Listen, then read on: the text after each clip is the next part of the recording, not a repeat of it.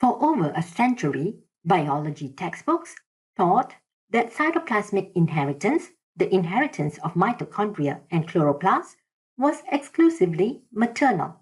We now know that although maternal inheritance is the predominant pattern, the inheritance of organelle genomes is more diverse than once believed. These discoveries have expanded our understanding of heredity and revealed patterns of inheritance that cannot be explained by Mendelian genetics alone. Unlike nuclear DNA, which is inherited equally from both parents and follows the familiar Mendelian patterns of inheritance, the genomes of mitochondria and chloroplasts are inherited through the cytoplasm. This mode of transmission is known as cytoplasmic inheritance. In humans and most animals, mitochondrial DNA, mtDNA, is inherited almost exclusively from the mother because the egg contributes nearly all of the cytoplasm and organelles to the developing embryo. Although sperm contain mitochondria within their midpiece to provide the energy needed for swimming, these mitochondria normally do not contribute to the embryo. Shortly after fertilization, paternal mitochondria are selectively recognized and destroyed through cellular quality control mechanisms, leaving only maternal mitochondria to populate the developing embryo. Each mitochondrion contains multiple copies of its own small circular genome, and because every cell contains hundreds to thousands of mitochondria, a single cell may possess thousands of copies of mitochondrial DNA. As a result, cells may contain either exclusively normal or exclusively mutant mitochondrial genomes, homoplasmy, or a mixture of both, heteroplasmy. The proportion of normal and mutant mitochondrial genomes within a cell is not fixed, but can change over time. During mitosis, mitochondria replicate independently of the nuclear cell cycle and are distributed to daughter cells through a largely random process known as mitotic segregation. As a result, one daughter cell may inherit a higher proportion of mutant mitochondria than the other. Over many rounds of cell division, different tissues can therefore accumulate different proportions of mutant mitochondrial DNA. Variation among offspring also arises during egg formation through a phenomenon known as mitochondrial genetic bottleneck. During early egg development, only a relatively small effective population of the mother's mitochondrial genomes is transmitted to each developing egg before the mitochondrial population is expanded again through repeated replication of mitochondrial DNA. Because only the small effective population is transmitted, different eggs can receive markedly different proportions of mutant and normal mitochondrial DNA. As a result, children born of the same mother can inherit very different proportions of mutant mitochondria. Whether these inherited mutations cause disease depends not only on the nature of the mutation, but also on the proportion of mutant mitochondrial genomes present within a cell.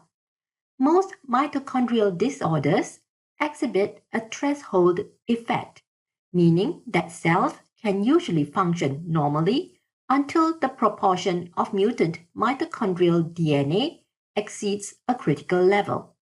Below this threshold, sufficient normal mitochondria remain to produce enough ATP for normal cellular function. Once the threshold is exceeded, ATP production falls below the level required by the cell, resulting in impaired cellular function and the onset of disease symptoms.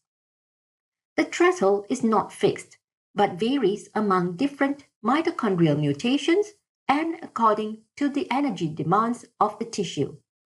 Consequently, high-energy organs such as the brain, heart, skeletal muscles, and retina have a lower tolerance for defective mitochondria and are therefore affected first. This threshold effect helps explain why mitochondrial disorders often differ markedly in age of onset, severity, and the organ affected, even among members of the same family. Although maternal inheritance explains almost all cases of mitochondrial transmission, few biological rules are truly absolute.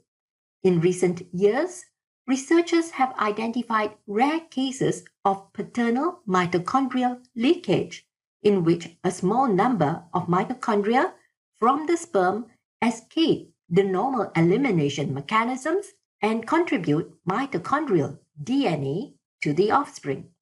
In a very small number of families, this has resulted in the inheritance of mitochondrial DNA from both parents, a phenomena known as biparental inheritance. Although such cases are exceptionally rare and maternal inheritance remains the overwhelming pattern, these discoveries demonstrate that what was once considered an absolute rule is in fact a biological principle with rare exceptions. Plants also exhibit cytoplasmic inheritance of both mitochondria and chloroplasts. Like mitochondria, chloroplasts possess their own circular DNA and are usually inherited maternally because the egg contributes most of the cytoplasm to the developing embryo. This pattern of maternal inheritance is not universal. In some plant species, chloroplasts are inherited from the father and in others from both parents, demonstrating that the mode of cytoplasmic inheritance can vary between species. Like mitochondria, chloroplasts are present in multiple copies within plant cells, and each chloroplast carries several copies of its own genome. Consequently, cells may contain mixtures of normal and mutant chloroplast genomes, which can become unequally distributed during cell division.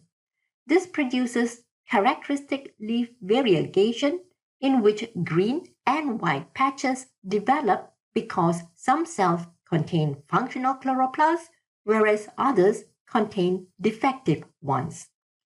Taken together, these examples highlight how cytoplasmic inheritance differs from the inheritance of nuclear genes.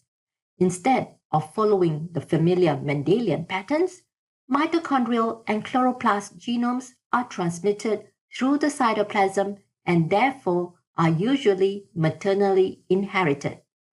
The presence of multiple copies of these organelle genomes within each cell also gives rise to phenomena such as homoplasmy, heteroplasmy, mitotic segregation, and in mitochondria, the mitochondrial genetic bottleneck and threshold effect.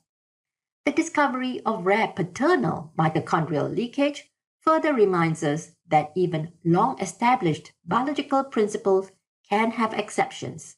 These discoveries continue to deepen our understanding of heredity, evolution, and the genetic basis of human disease.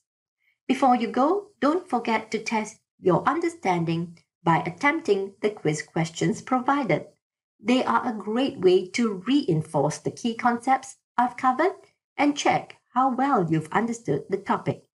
Thanks for watching. I hope you found this video helpful and that it made cytoplasmic inheritance a little easier to understand. If you enjoyed it, please hit the like button, subscribe for more biology tutorials, and share this video with your friends or classmates.